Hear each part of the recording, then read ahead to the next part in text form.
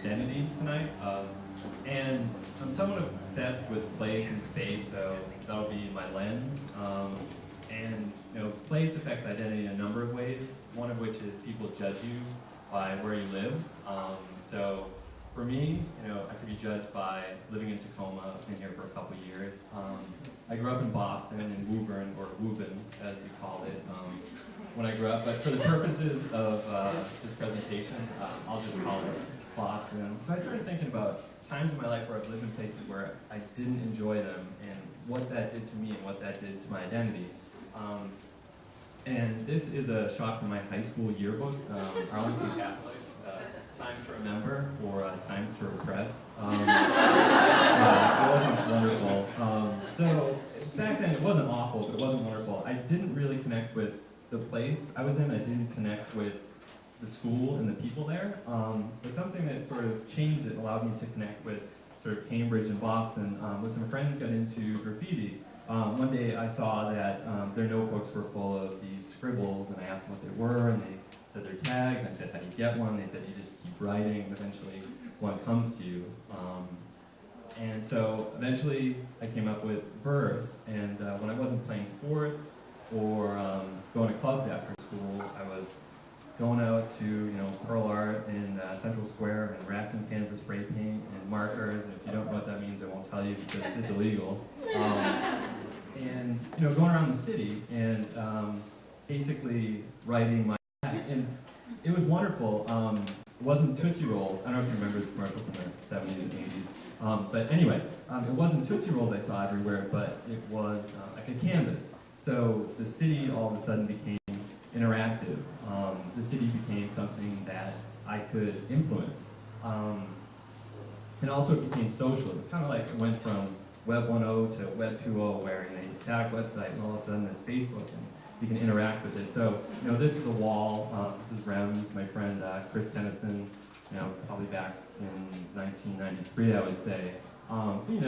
When I go out and take a look at the wall, I can see what he's done, how he's progressed, who he's hanging out with. In this, I love The City Is Yours. I don't know if you can see that down in the bottom right, but one thing I loved about graffiti and tagging was it was appropriating public, and in some cases private space, and making it your own. And I gave a talk on graffiti as map making at University of Michigan Dearborn last year, and one of the students raised her hand. She was really bothered by the fact that it was basically vandalism. What I was doing was illegal, and it's sort of some moral. I'm not quite okay with it. But anyway, so she said, "Why didn't you use your real name?" And I said, "Well, first of all, it's illegal, and second of all, not using your name allows you to become a different person." I thought of another time when I didn't use my name. That's when I was number 6, and I don't have time to tell a story about how I became number 6, but I basically got fed up. I had dropped out of college, and I was living with my parents, and I started to walk across the country, went by the name of number 6, and hung out with people like Struble and the Mad Dog, Medicine Turtle, Bulletproof. And what was wonderful was that the past didn't exist with these names, and there were stories to these names. There was kind of a description of the person with these names. And that's me back when I was number 6. And if there were 100 pictures of me from back then, I would be wearing the same clothes in every picture.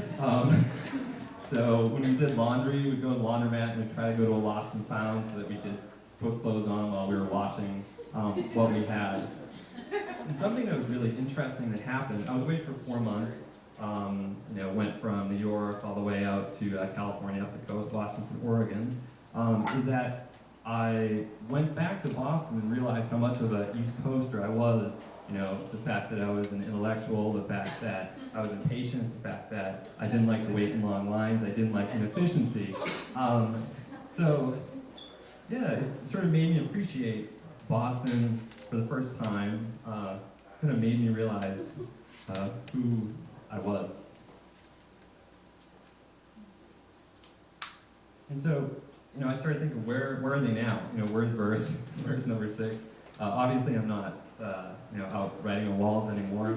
And number 6 did make another appearance. it was very helpful to have number 6 because I hiked a trail in Vermont a couple years after I got back from hitchhiking. If you've ever done any long distance backpacking, you might have encountered people who adopt these trail names. So I was number 6, and I hiked a long trail in Vermont, which goes from Massachusetts up to Canada. And along the way, I met the trail princesses, Latress, Goof, the stork, and then this is my friend Stay High, right here, who actually across the country with. And the funny thing is, you'd always say, you know, I'm just high on life, man, which actually wasn't true.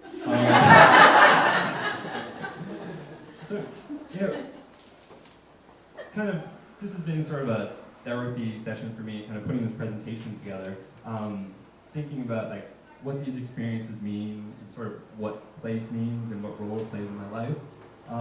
And sort of what I came up with, or what's forming, is I have to pay attention to where I am because it really does affect who I am and what I do.